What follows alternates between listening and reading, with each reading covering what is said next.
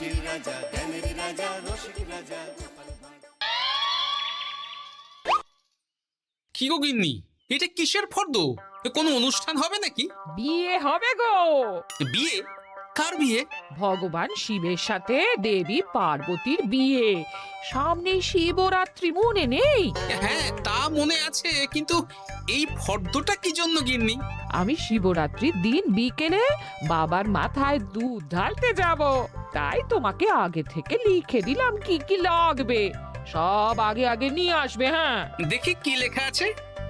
দুধ 1 সের, গঙ্গা জল, নারকেল, ঘি, মধু, দই, সন্দেশ, রসগোল্লা, আকন্দ ফুলের মালা, ধূপ, মোমবাতি, 108টা বেলপাতা, ধূত্র ফুল, নীলকণ্ঠ ফুল, লাল পাড় সাদা পাটের শাড়ি। ওরে বাবা, এত কিছু! হুম, এখন ওরে বাবারে মারে কিছু চলবে না, চলবে না। আর আগে থেকে লিখে দিয়েছি, আমি কোনো বায়না শুনবো না। হ্যাঁ, যদি না নিয়ে আসো তাহলে কিন্তু চলে যাব। হ্যাঁ, বলি, শিবরাত্রির দিন তো মেয়েরা বাবার মাথায় দুধ জল ঢালে বাবার মতন স্বামীর কামনায়। তা আমি তোমার স্বামী তো উপস্থিত, তাই এত কিছু। তোমার মঙ্গল কামনায় গো। তুমি আর বাড়তি কথা বলবে না, যা বলেছি সেদিন নিয়ে আসবে। হ্যাঁ, বেশ বেশ, ঠিক আছে বাবা, ঠিক আছে। তাহলে আমি এখনই যাই, সব দোকানে দোকানে বায়না করে আসি। সেদিন তো এইসব জিনিসের চাহিদা তুঙ্গে থাকে। হ্যাঁ, তা যাও, সেটাই বুদ্ধিমানের কাজ হবে। হ্যাঁ,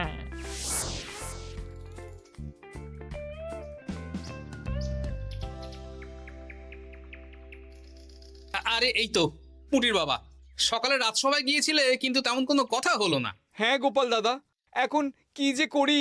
ঠিক আছে ঠিক আছে, আমি দেখছি কি ব্যবস্থা করা যায়, বুঝলে। ঠিক আছে গোপাল দাদা, একটু দেখো, বুঝতেই তো পারছো অভাবের সংসার। হ্যাঁ হ্যাঁ, কোনো চিন্তা করো না।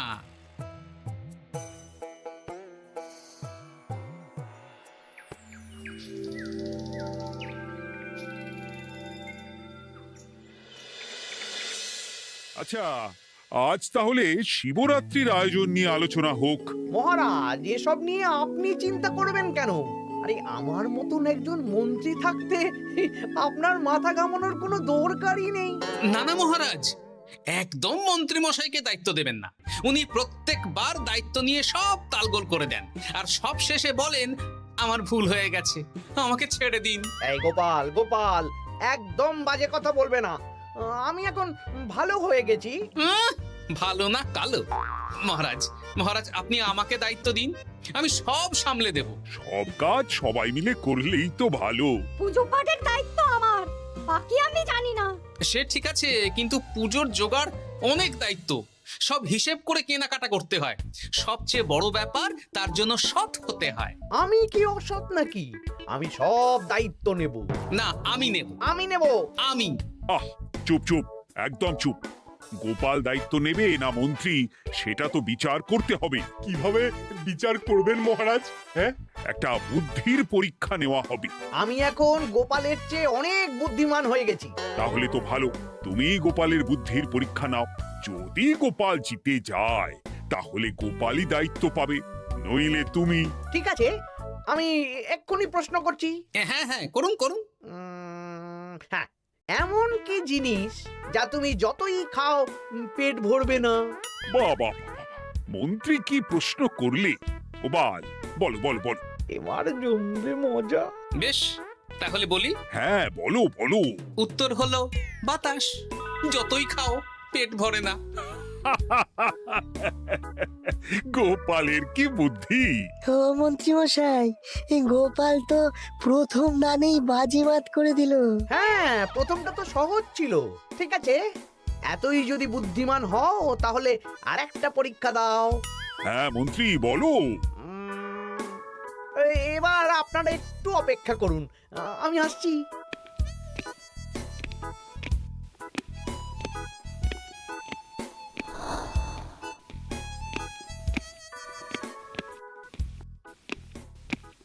এই তো মন্ত্রী এসে গেছে, আবার হাতে একটা খাঁচা।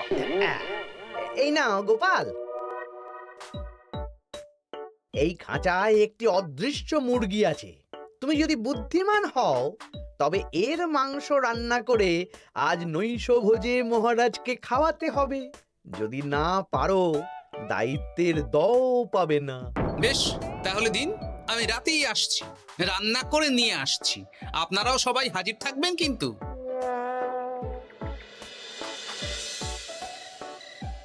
এই সেরেছে, গোপাল যে এখনো এলো না। গোপাল নির্ঘাত ফেসেছে। এই তো চলে এসেছি। এ কি গোপাল, তুমি তো খালি হাতে। মাংসের ঝোল রেঁধেও এনেছি। কই গোপাল, অদৃশ্য মুরগির ঝোল কোথায়? হ্যাঁ, কোথায় গোপাল? আহা, মহারাজ, অমন সুস্বাদু মুরগি আমি আগে কখনো খাইনি। আমি সেটা রান্না করে রাজপ্রাসাদের প্রধান ফটকের বাইরে রেখে এসেছি। মস্করা হচ্ছে? চলুন তো গিয়ে দেখি। হ্যাঁ, চলো তো।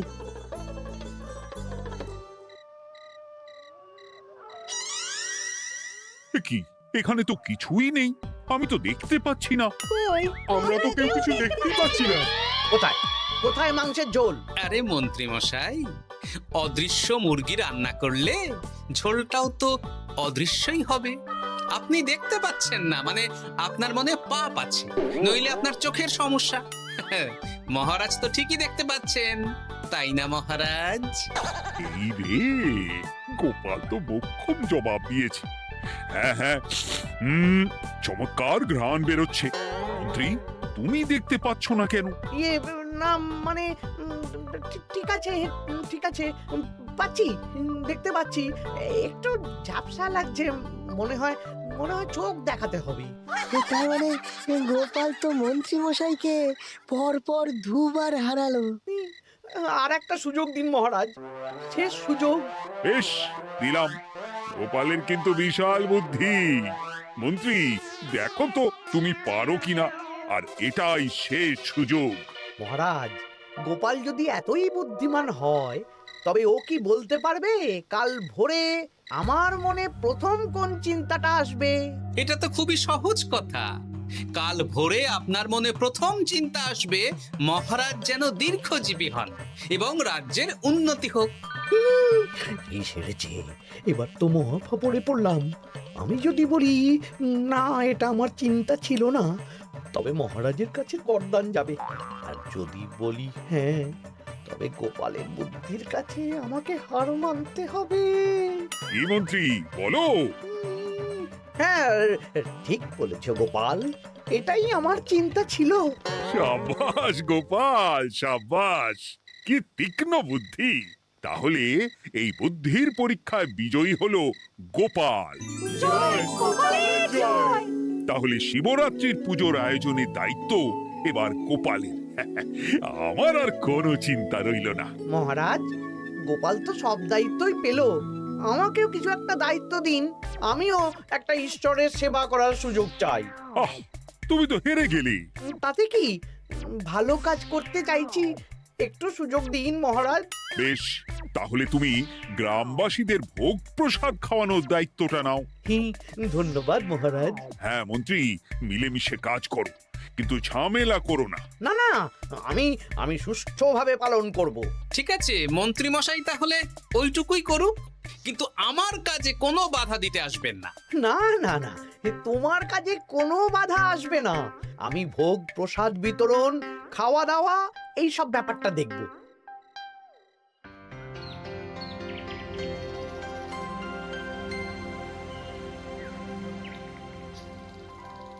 বলুন মন্ত্রী মশাই, সকাল সকাল ডেকে পাঠালেন। শোন বটা ঘটা, এবারে শিবরাত্রি উপলক্ষে যে ভোগ প্রসাদ জনগণের উদ্দেশ্যে বিতরণ হবে তার পুরো দায়িত্বই আমার। তাতে কি, মহারাজ আয়োজন করেন আর সব রাজ্যবাসী বিনামূল্যে খেয়ে যান। সেই প্রথা এতদিন চালু ছিল, কিন্তু এবার একটু অন্যরকম হবে। কিরকম কিরকম? তোরা দুজন আমার নাম করে সব গরিব প্রজাদের কাছ থেকে ভোগ খাওয়ার জন্য চাঁদা তুলবি। শিব পুজোর চাঁদা? হ্যাঁ দাদা, ইয়ে না মানে ঘটা, খুব সামান্য। বাড়ি আর দোকানগুলোয় যাবি আর মাথা পিছু 1 আনা করে তুলবি, কেমন? বেশ, তারপর বলবি ঢালাও খাওয়ানো হবে, এলাহি আয়োজন। আচ্ছা ঠিক আছে। তবে ভুল করেও কোনো রাজসভাসদদের বাড়ি থেকে বা মান্যিগণ্যি লোকের বাড়ি থেকে এই চাঁদা তুলিস না যেন। না না, বুঝতে পেরেছি, তুলবো না। হ্যাঁ, বলবি সারা রাত পুজো হবে, পরের দিন সকালে হবে প্রসাদ বিতরণ। কেমন?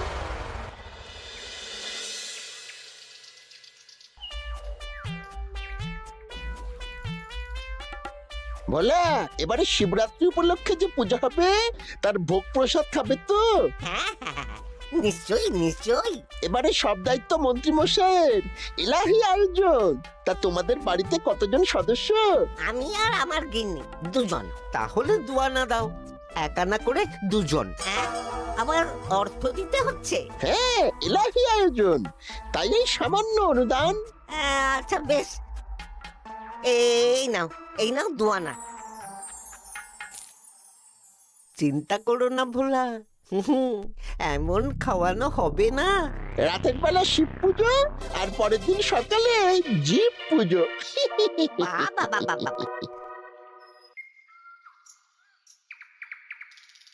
সব দোকানে দোকানে আমি যাচ্ছি, আর তুই লোকজনের বাড়ি বাড়ি যা। বেশ। কিরে, কত হলো? অনেক হয়েছে মন্ত্রী মশাই, এই দেখুন। বাবা বাবা বাবা, এক আনা করে নিয়েই তো থলে ভরে গেছে। হ্যাঁ, এবার হবে মাছের তেলে মাছ ভাজা। মহারাজও ভোগের আয়োজনের জন্য আজকে মোহর দিয়ে দিয়েছেন। তার মানে তো আপনার মুনাফাই মুনাফা, লাভই লাভ। আমাদেরকেও কিছু দিন। দেব দেব, এখনো কাজ বাকি আছে।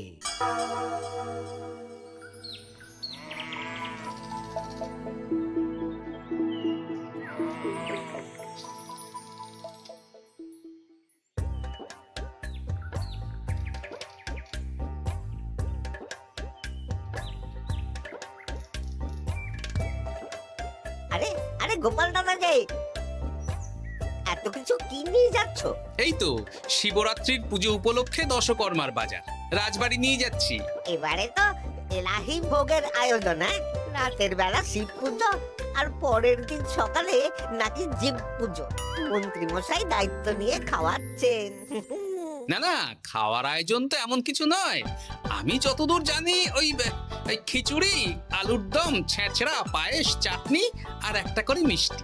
আর যতদূর জানি এই ভোগ খাবার জন্য সব গ্রামবাসী থেকে মাথা পিছু এক আনা করে নিয়েছেন। হ্যাঁ, ভোগের প্রসাদ তো বিনামূল্যে। মন্ত্রীমশাই এক আনা করে মাথা পিছু নিয়েছেন? হ্যাঁ গো, এরকম তো কথা ছিল না। আচ্ছা আচ্ছা, আমি দেখছি কি করা যায়। আমি দেখছি।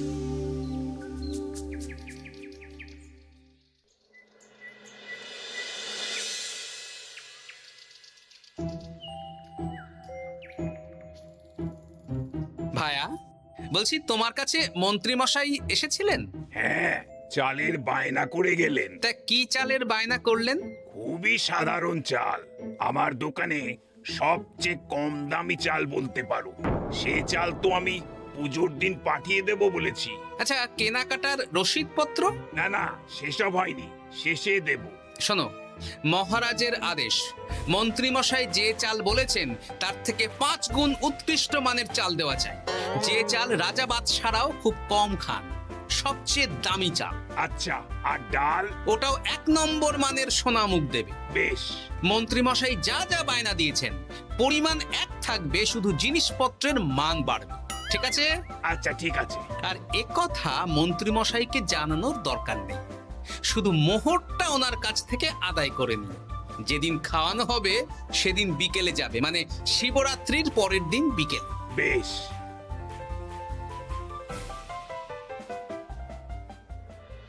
নাও ধরো গিন্নি,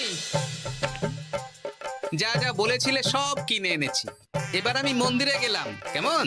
ঠিক আছে গো, তুমি কি ভালো। দীক্ষেতা, চললাম এখন ভিড় সামলাতে।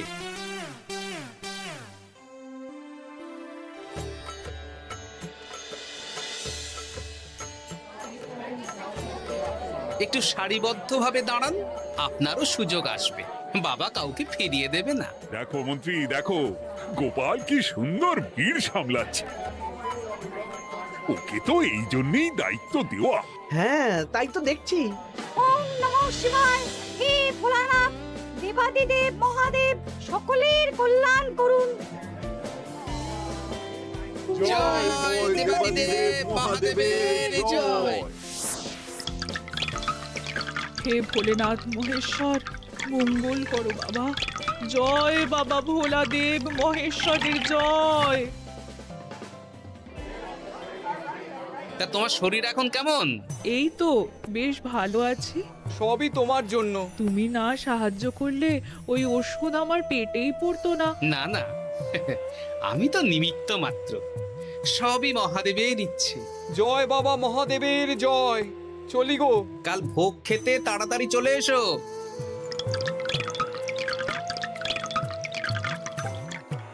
জয় দেবাদিদেব মহাদেবের জয়।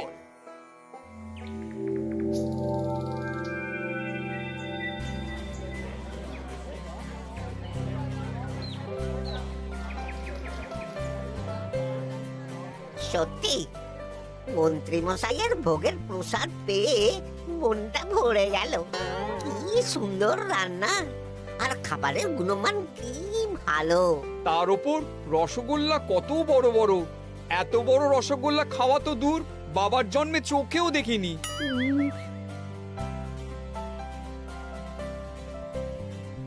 এই সেরেছে।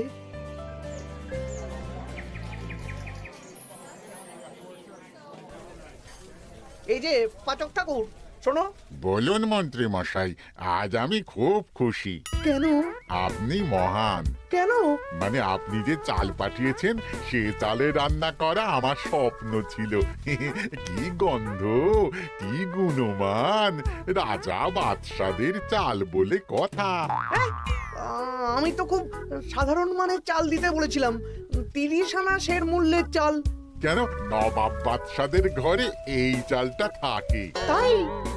কোথা থেকে এলো? কেন, চালের দোকান থেকে এসেছে। মিষ্টিও দারুণ, রসগোল্লা তো নয়, যেন যেন একেবারে বড় বড় রাজভোগ। কি আকার, কি গুণমান, কি স্বাদ। আহা, দেখুন দেখুন দেখুন। বাবা, ভোলা এত বড় রসগোল্লা দিয়েছে। ঠিক আছে, যা হচ্ছে হতে দে। আমি তো চিন্তায় পড়ে গেছি।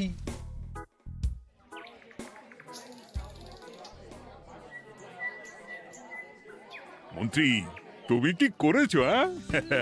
তোমার নামে তো সবাই সুখ্যাতি করছে। না না, এই আর কি। আমি যা অর্থ দিয়েছি এই আয়োজনের জন্য তো তার চেয়ে 5 গুণ বেশি মোহর লাগবে, কিন্তু তুমি কি করে করলে? মন্ত্রীমশাই সত্যিই ভালো হয়ে গেছেন। দেখো গোপাল, দেখো মন্ত্রী সত্যি বদলে গেছেন। সবই তো জনগণের সেবার জন্য। কে জানে বাবা, কি গড়বড় হয়ে গেল।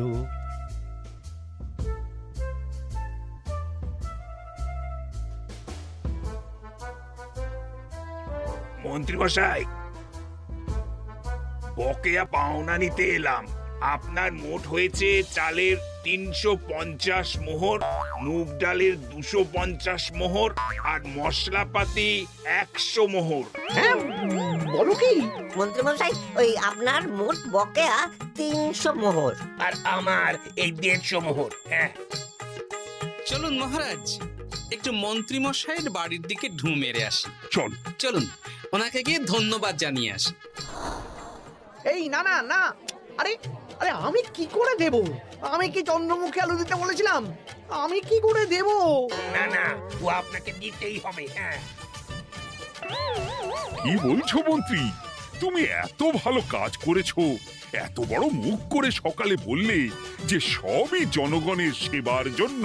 আরে আমি কিভাবে জানবো যে এত খরচ হয়ে যাবে? কেন মন্ত্রীমশাই, আপনি তো গ্রামবাসীদের থেকে অর্থ নিয়েছেন, মাথা পিছু 1 আনা করে। হ্যাঁ, মানে এই সব তো কথা ছিল না। এই সেরেছে, গোপাল কি করে জেনে গেল? এসব কথা কি আর চাপা থাকে? আর সেই জন্যই তো আপনি ভালো মানের খাবার খাইয়েছেন।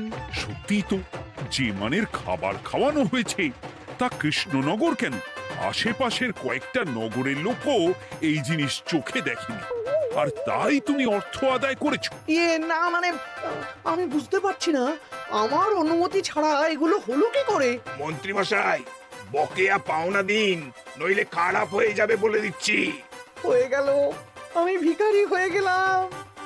অগিন্নি, মোহরের থলেগুলো নিয়ে এসো, গয়নাগাটি নিয়ে এসো। আমাকে পথে বসিয়ে দিল।